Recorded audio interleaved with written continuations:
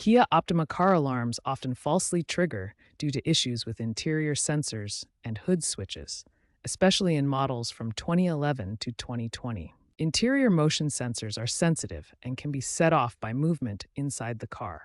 Corroded or faulty hood switches can also cause false alarms. If your alarm keeps going off, start by inspecting the interior for loose items. Check the hood switch for corrosion or damage. A faulty sensor or switch will need replacing to stop the problem, or try recalibration. Remember to consult TSB SC177 for applicable recalls like ENSA campaign number 23V123, affecting 2014-2018 models.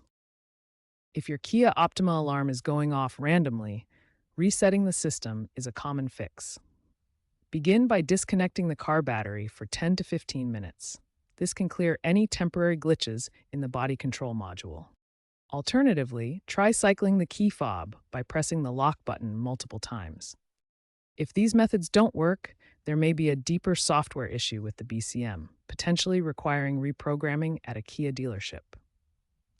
You may also consider checking the alarm status via Kia's app if available for your model.